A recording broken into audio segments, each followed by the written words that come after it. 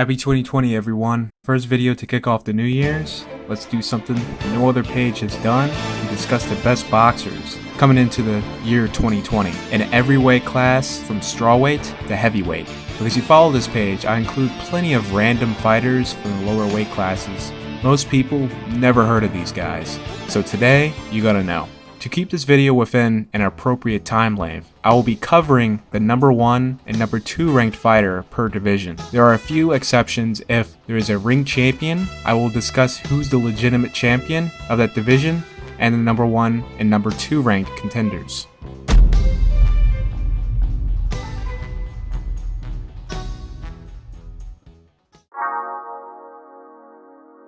Ranked at number 2, Knockout CP Freshmart. The name just rolls right off the tongue. But there's many reasons to these type of names, which I'm not going to go into detail. Freshmart is a former Muay Thai champion turned boxer. His record is 20-0 with 7 knockouts. He is the WBA champion and has made 7 successful title defenses. He's been in some pretty close fights. Some say he may have lost those fights.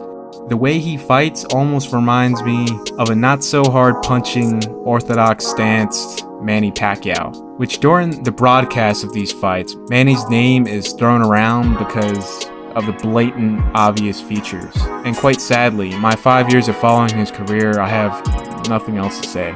Ranked at number 1 in the division is Wanhang Menayoten. I may have butchered that. The Thai TBE. If he retires right now, he will be the record holder. Wanhang is also a former Muay Thai champion turned boxer with the perfect record of 54-0 with 18 KOs. Despite Wanhang being at a size disadvantage, ironically in boxing's lowest weight class, he is an incredibly well-rounded and skillful fighter. He has one of the best jabs in boxing and superb defense, footwork, and the whole 9 yards. He has made 12 successful title defenses of the WBC title and currently the longest reigning WBC champion, and has made the most title defenses for an active WBC champ. Wanhang clearly having the skill set, to my opinion, run circles around CP Freshmart and beat other title holders. Unfortunately, Wanhang has stated the other year he is not willing to unify and just wants to make as many defenses with the WBC. Unfortunately, again, the strawweight picture is going through bad times. When Wanhang came on the scene for title contention, the hotbed of talent had already moved up. Guys like Akira Yaegashi, Kazuto Ioka, and Roman Gonzalez. Like I stated earlier, he's undersized at straw, so moving up to light fly for better competition is out the picture. With the accomplishment of beating Floyd's undefeated record, my opinion, in order for him to cement his legacy and to legitimize it, because obviously Floyd reached such a record unifying divisions, Wanhang will have to attempt to do the same. He will need to not only unify the division and become the legitimate champion, but also beat the record for most title defenses at strawweight. Light fly for the best of the decade has been a fun weight class to watch and see how the picture pans out. Ranked at number 1 is Kenshiro Teraji. Kenshiro is 7-0 with 10 knockouts. He is a WBC champion and won the title at 9-0 and has made 7 successful title defenses within a 2-year span against the best in the division. The fight everyone wants to see is against the man I'm about to mention.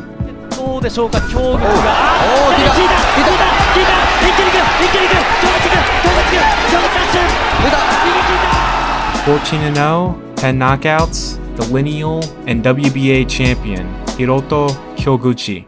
Kyoguchi has a huge 2018-2019 year.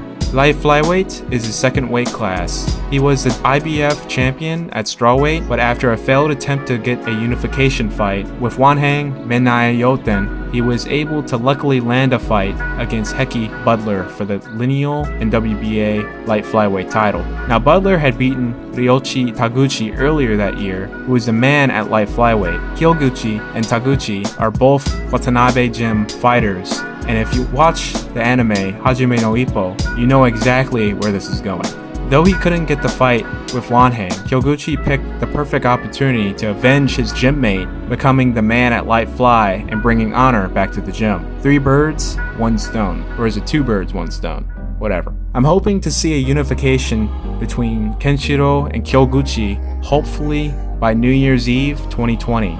At number 2 is 39-2 with 26 knockouts, Maruti Methlane. He is a 2-time world champion and current IBF champion with a lot of title defenses shared with the IBF and IBO. His only real loss at the top of the sport was against Nonito Donaire in 2008. Since then, he has been undefeated with a hell of a resume, stopping undefeated Zelani Tete, John Casimero, Genesis Libranza, Mohamed Wasim, Masahiro Sakamoto, and recently stopping 3-division lineal flyweight champion Akira Yayagashi. He is the man to fight at flyweight. The number 1 ranked fighter is a person who I'm completely boggled to why he is not in the top 10 pound for pound rankings. He has a record of 14-0, 9 KOs, Kosei Tanaka. Kosei is a 3-division world champion. He started his career at Strawweight and became champion with the record of 4-0 at the age of 19 years old. Holy shit. 田中康生の方が、手を出す。ボリブロー、ここは前に来ます。しかし手を返していきます。田中、しっかり狙っていこうという右のアッパーが入りました。ナイスアッパー。アッパー入りました。今日もきついですからね。足がもつれている。もつれている。He will move up to his second weight class the following year, become the WBO champion in that division.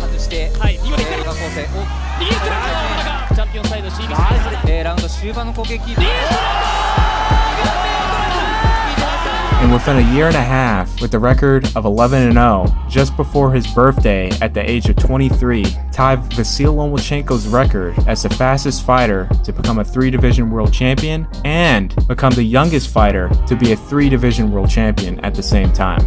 Shin champion!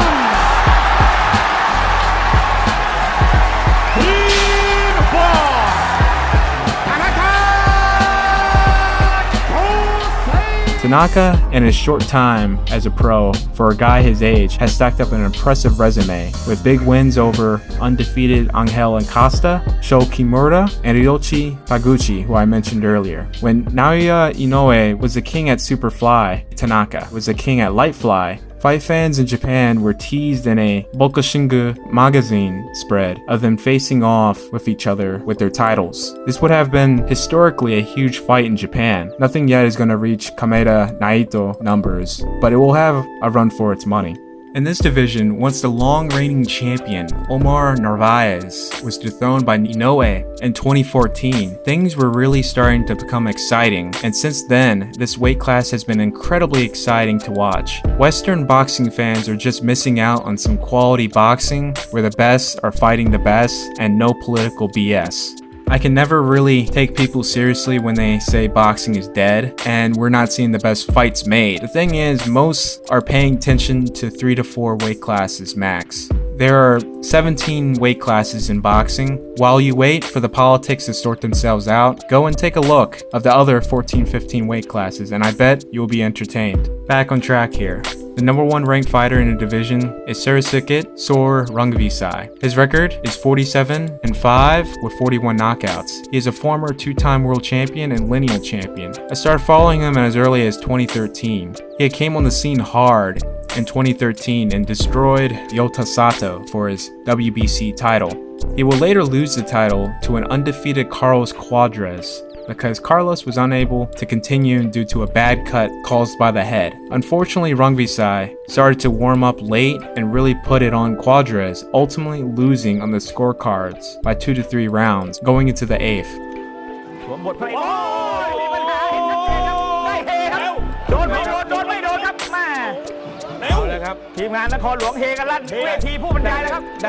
Rungvisai, after his loss to Cuadras in 2014, was incredibly active, having 4 more fights to end that year. In 2015, he will fight 6 times.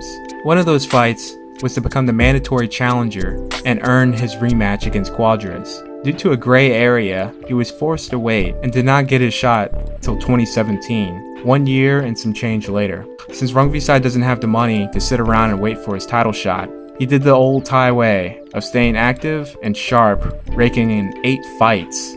and that's where Western audiences were finally introduced to Rungvisai. He will go on to beating Roman Gonzalez and knocking him out in the rematch and becoming the lineal champion after beating the great Juan Francisco Estrada, putting Thailand on the map and debunking stereotypes which has plagued Thai boxing in the past.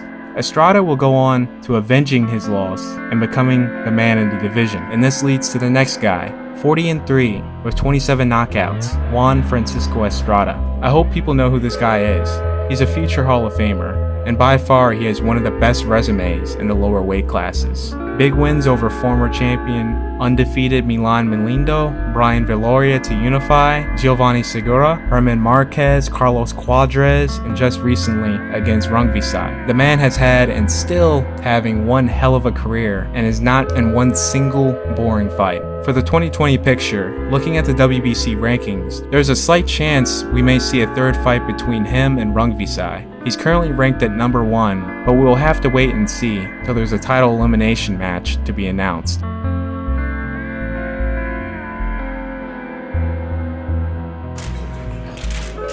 試合への記者会見でお決まりの睨み合いでも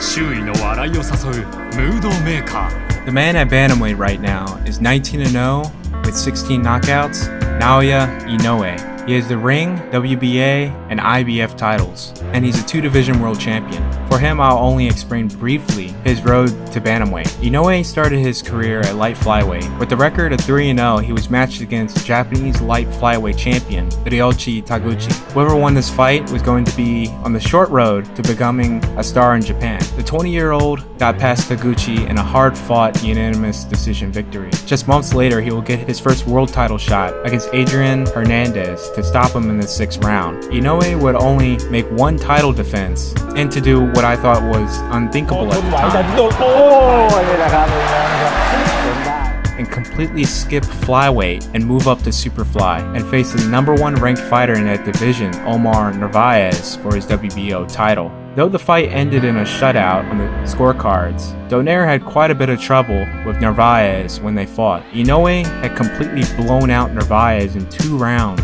knocking him out with a picture-perfect body shot to go 8-0. Inoue will go to make 5 successful title defenses before making his American debut. I was speaking to Dougie Fisher a couple months back about Inoue, and he told me that was an incredibly meaningful bout in his career. Speaking of Dougie, I know for me, he was the first person I had a long, intelligent conversation about the lower weight classes from super bantamweight and down. My friends at the office were always like, we need to get you two randomly together talking about these random ass fighters you keep on talking about. I know Dougie knows who they are. Back on the topic, this win got him the notoriety among Western and American audiences, but this would have never happened thanks to the original HBO signing of Roman Gonzalez. Thanks to the success of Roman Gonzalez signing to HBO, putting on great fights from flyweight to briefly super flyweight in 2015 to 2016, that gave attention to both of those weight classes.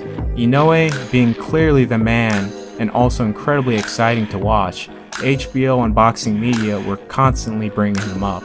Okay, eventually in and around this division, there's the monster Inoue, the Japanese fighter, who although only has 8 professional fights, has already jumped weight classes and won world titles. Is he in your future, and if so, when?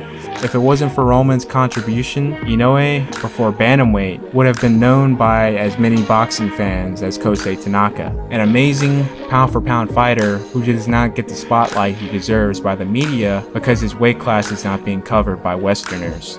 The number 1 ranked fighter is, guess what? Nonito Donaire. Like what I mentioned, Donaire is going through a golden age in his career. I don't know how long he can keep this up. Like what Max Kellerman said about the Chappelle Show when new episodes were being produced. Just enjoy while he's still here.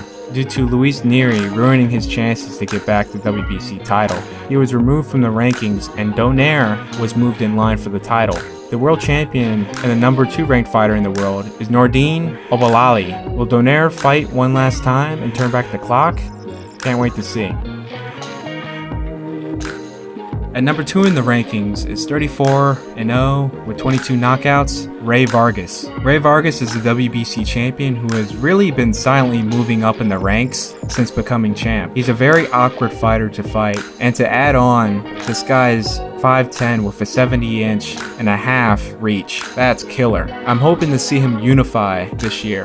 This brings you to the number 1 guy in the division, Daniel Roman. Roman is the unified WBA and IBF champion. He won the title back in 2017 in Japan against Shun Kubo, and surprisingly enough, he flew back to Japan and defended his title against Hiro Matsumoto. He had 3 fights in 2018 and only 1 in 2019, but that one being a unification bout between him and TJ Doheny. Roman was able to get the majority decision victory. He has a fight coming up on January 30th against this guy. Can't really pronounce his name. Not even gonna attempt. 7-0 mandatory challenger. All his wins but 1 by knockout. He has a tough fight ahead of him. Since Roman is with DAZN and Vargas, the number 2 ranked guy, is with Golden Boy, who is partnered with DAZN, we are very likely to seeing these 2 guys fight each other. Roman and Vargas have expressed they want to unify. Is that the fight you want next? Of course, give me Ray Vargas.